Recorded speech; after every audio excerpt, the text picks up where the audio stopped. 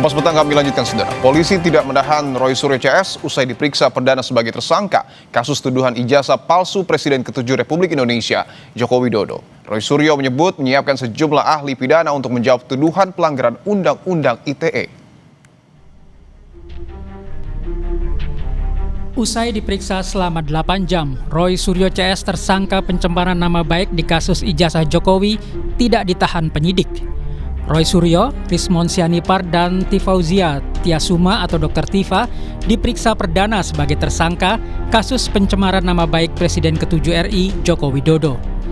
Penyidik Polda Metro Jaya memutuskan tidak menahan 3 tersangka karena mengajukan saksi dan ahli meringankan. Para tersangka sudah memberikan keterangannya. Setelah ini kepada ketiga tersangka kami perbolehkan untuk kembali ke rumahnya masing-masing. Kenapa demikian?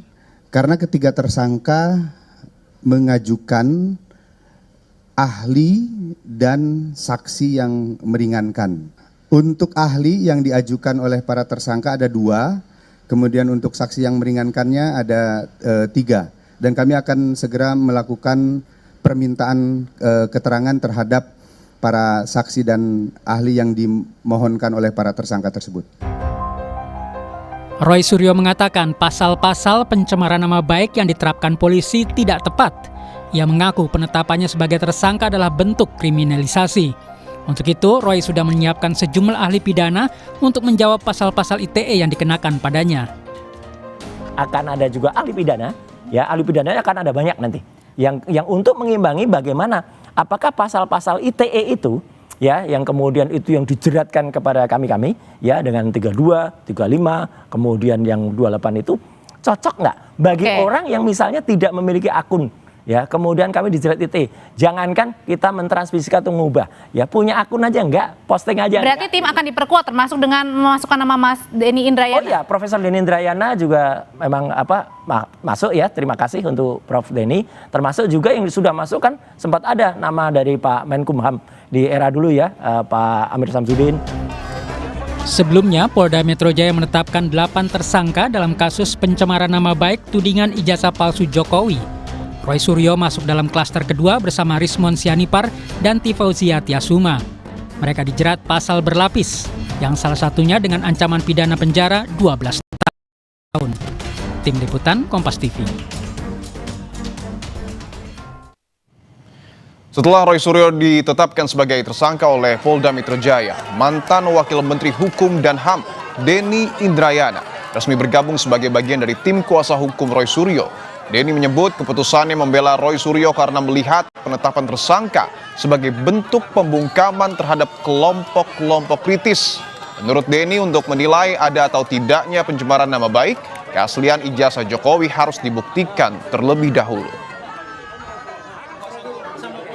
Bukan hanya saya meyakini ada indikasi kriminalisasi dalam penanganan kasus itu, tetapi yang jauh lebih penting adalah bagaimana kita kemudian melihat kasus ini secara lebih substantif.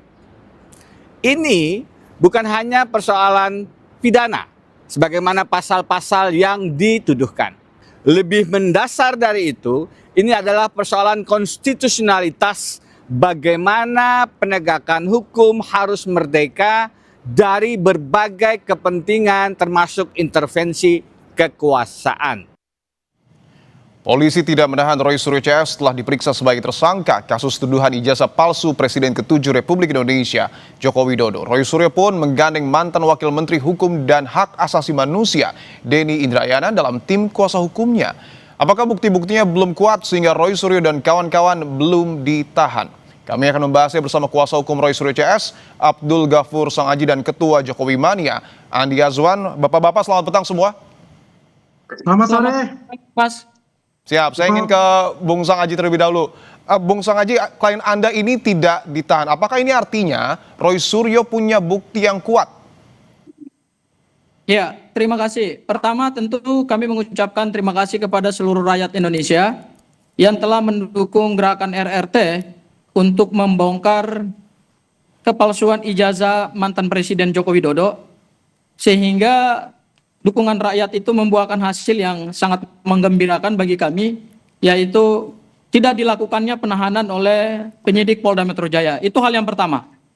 Hal yang kedua, pertanyaan krusialnya kenapa tidak dilakukan penahanan oleh penyidik Polda Metro Jaya? Ada dua alasan.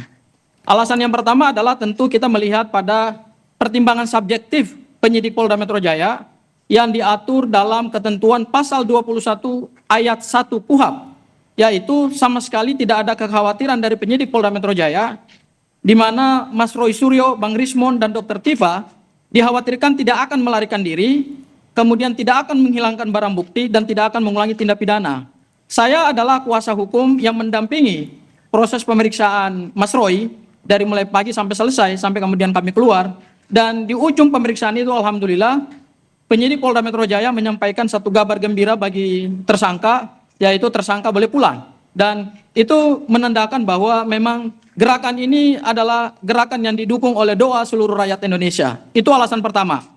Alasan yang kedua, dari sisi kualifikasi delik material, ya, yang mana berdasarkan pasal 21 ayat 4 KUHP tidak dilakukan penahanan karena dugaan tindak pidana pengrusakan dokumen elektronik, kemudian pengeditan dokumen elektronik yang ancaman pidananya di atas 8 tahun dan 12 tahun penjara, itu oleh penyidik setelah dilakukan uji terhadap semua alat bukti, baik saksi, ahli, termasuk juga 700 atau 700 lebih barang bukti yang disita oleh Polda Metro Jaya, itu kemudian setelah diuji secara konfrontir, maka dugaan tindak pidana pemalsuan dokumen elektronik itu tidak memberikan keyakinan kepada penyidik, sehingga gugurlah alasan penahanan yang diatur dalam pasal 21 ayat 4 KUHP. Jadi kualifikasi delik yang selama ini kita anggap itu adalah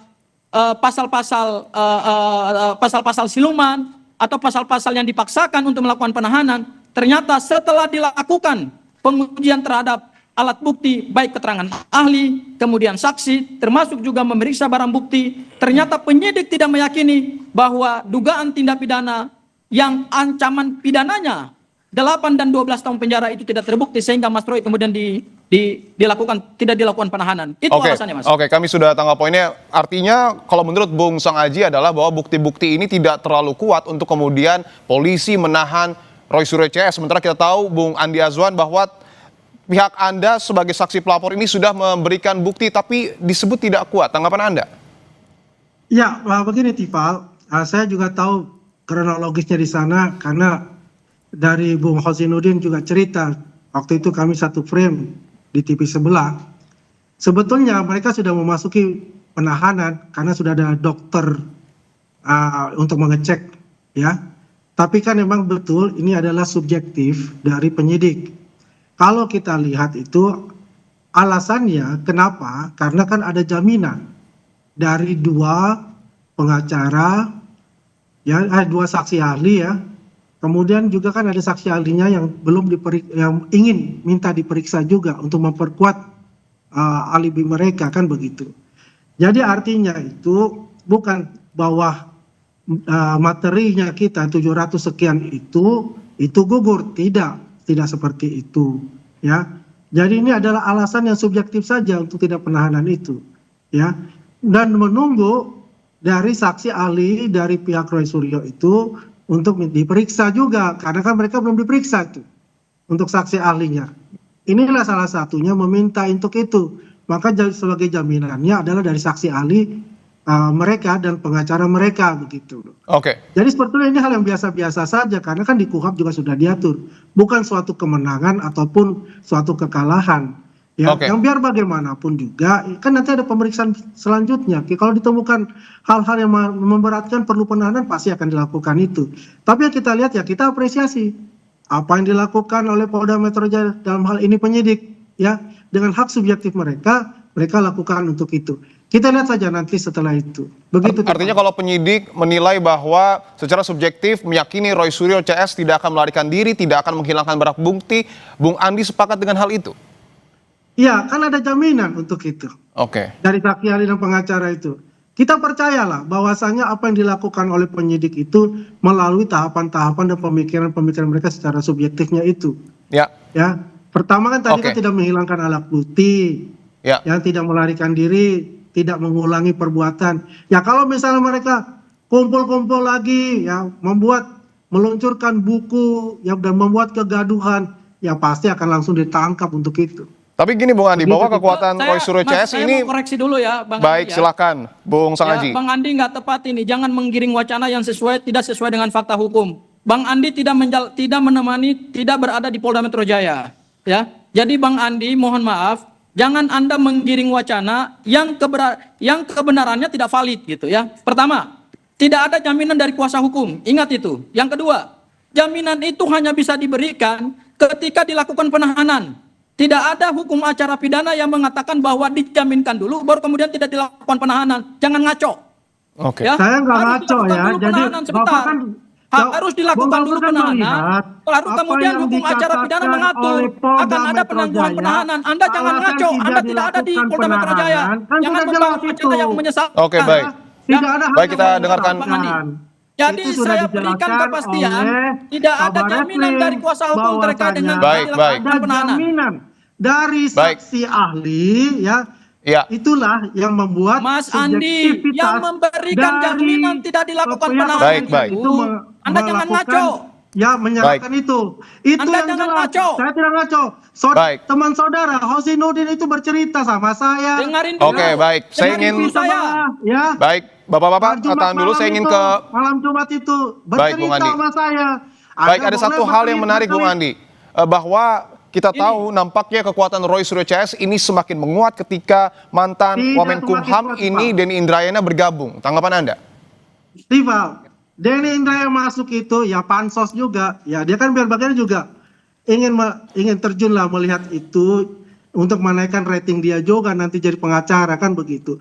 Silakan saja bergabung bertambah amunisi. Yang jelas itu ya hadapi itu nanti di pengadilan ya bersama dengan tim kuasa hukum masing-masing. Ya makanya saya menjelaskan ini ya bukan artinya ini menang atau kalah. Ini masih ada proses-proses selanjutnya. Ya, ini kan baru tahap pertama, ya. Ada jaminan makanya dilepaskan kan begitu. Ya. Bukan artinya akhir dari semuanya. Masih ada tahapan-tahapan pemeriksaan selanjutnya. Karena saksi ahlinya kan belum ada yang diperiksa juga. Jaminannya Kan maksud Anda begitu. seperti apa, Bung Andi? Kenapa? Jaminan yang kemudian diberikan oleh Roy Suryo ini apa? Ya kan tadi mengatakan tidak akan menghilangkan alat bukti, tidak melarikan diri, tidak melakukan perbuatan-perbuatan, mengulangi perbuatan yang selanjutnya itu yang bisa memberatkan dia kan begitu. Ya jadinya kalem-kalem saja gitu, santai-santai saja. Lihat aja prosedurnya itu, jangan memprovokasi lagi.